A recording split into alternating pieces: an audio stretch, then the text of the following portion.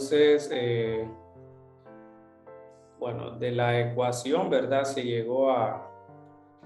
La ecuación diferencial, se llegó a definir lo que es una solución, ¿va? Y salieron tres tipos de raíces de la ecuación auxiliar, ¿verdad? Entonces, lo que tal vez no agregué yo en ese momento es, por ejemplo, la parte de energía.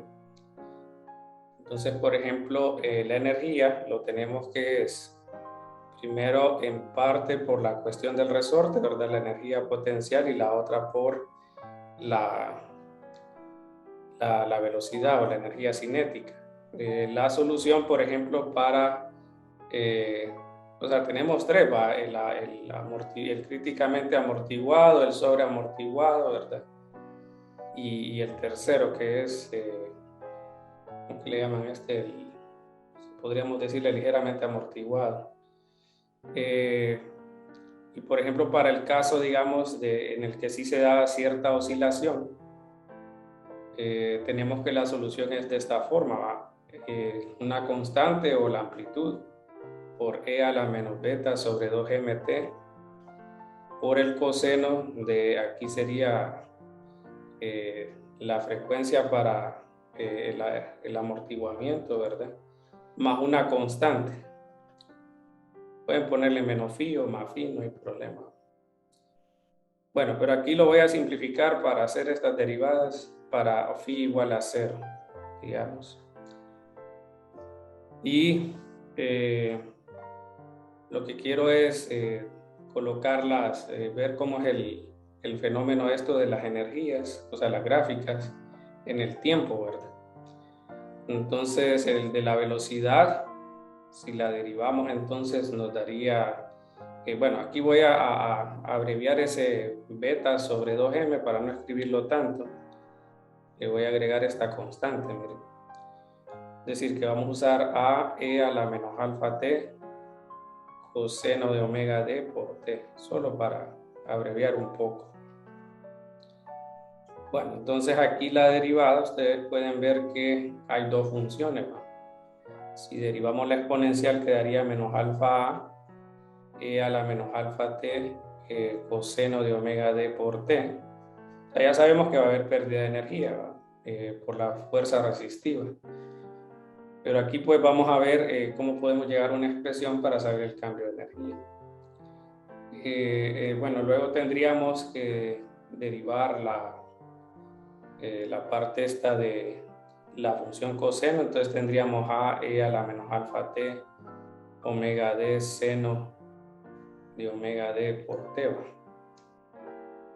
Esa es la función velocidad y ya tenemos la de posición, entonces eso lo podemos sustituir, solo que por ejemplo con el de la velocidad, pues al agregarlo en la parte de energía necesitamos elevarlo al cuadrado, ¿va? Entonces tendríamos que desarrollar todo este cuadrado.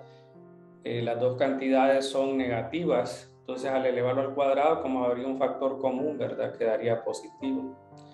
Entonces el primero al cuadrado sería alfa cuadrado, a cuadrado, e a la menos 2 alfa t, o seno cuadrado de omega d, ¿va? Entonces de ahí tendríamos, por ejemplo, el 2 veces, ¿verdad? 2 veces quedaría a cuadrado, e a la menos 2 alfa t, y el coseno y seno. Y el otro quedaría entonces más a cuadrado, e a la menos 2 alfa t, por seno cuadrado de omega d. Bueno, todo eso es la expresión esta del cuadrado, ¿no?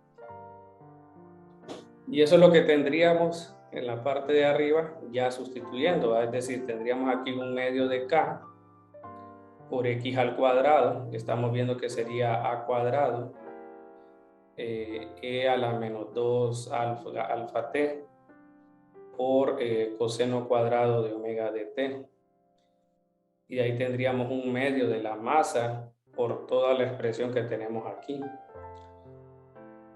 ¿verdad? Entonces, bueno, esa no se puede simplificar, entonces solo la voy a... O sea, no puedo hacer mayor simplificación en este momento, solo la voy a referenciar ahí arriba. Bueno, entonces si la comparamos con dos momentos, podríamos saber la pérdida de energía y nos interesaría saber cuánto es la pérdida por ciclo. Entonces vamos a hacerlo, el primero para t igual a 0 y el otro para t cuando haya transcurrido un periodo. Entonces para t igual a 0 obtendríamos este resultado. Aquí, por ejemplo, tendríamos 1, 1 y tendríamos un medio de k por a cuadrado.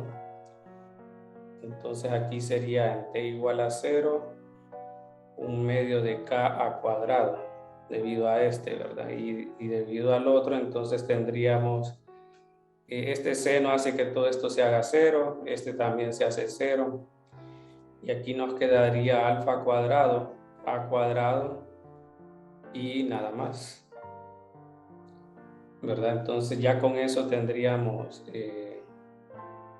para el caso de t igual a 0. Para t igual a t, entonces tendríamos aquí sería t igual a t. Tendríamos entonces que después de un ciclo completo, por ejemplo, iríamos de 0 a 2 pi. Entonces tendríamos de que este sería 1, este sería 1 y 0 respectivamente, y este sería 0. Porque iríamos del ángulo 0 al ángulo 2 pi, digamos. Ya cumplió el ciclo completo. Lo único que cambiaría de la expresión que tenemos arriba es la exponencial, ¿verdad? Que no se hace 1. Ese sería e a la menos 2 alfa por el t mayúscula, que es el periodo. Y de ahí lo demás me parece que se repite porque tendríamos un medio de k por lo que sería entonces a cuadrado, ¿verdad? A cuadrado, y en el otro tendríamos pues más un medio de m por el alfa cuadrado y el a cuadrado, habíamos dicho. Bueno, entonces eso es la energía que, o sea, nosotros podríamos restar estos dos.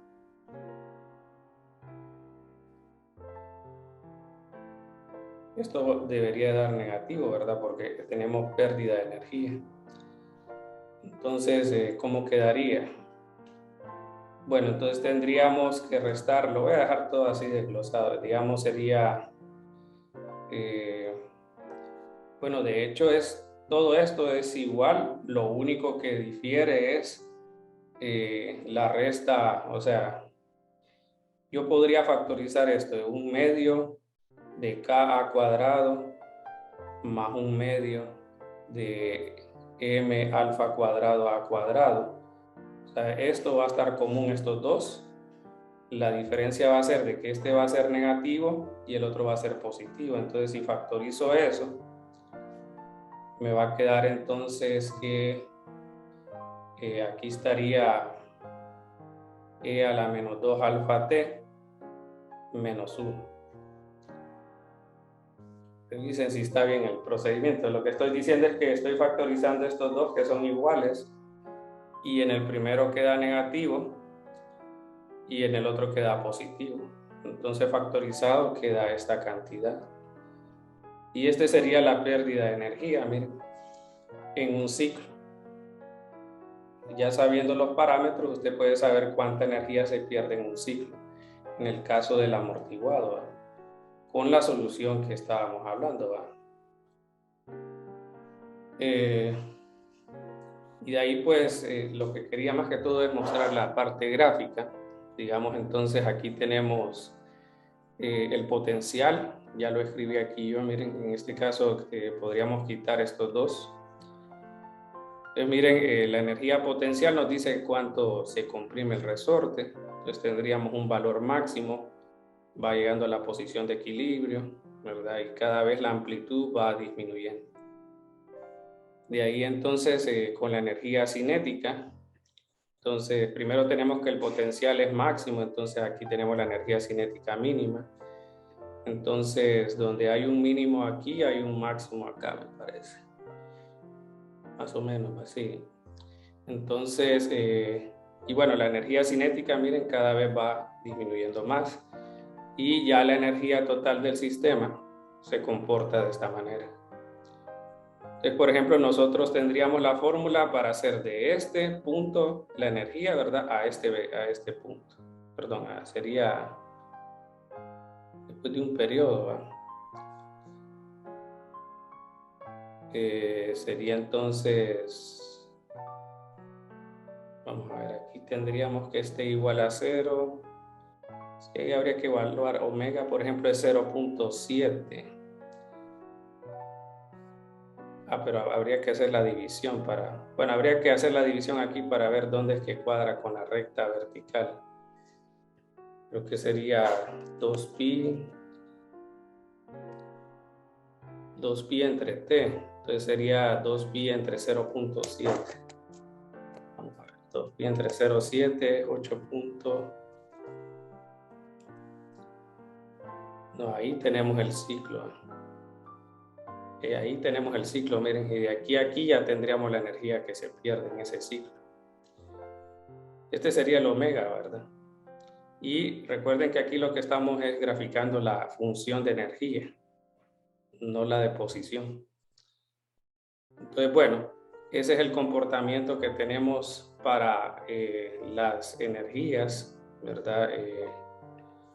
Cinética, potencial y total, para el caso entonces del movimiento amortiguado, donde todavía tenemos cierta oscilación, ¿verdad? Debido a que es ligero el amortiguamiento que se da. Bueno, entonces esta era una primera parte que quería agregarles.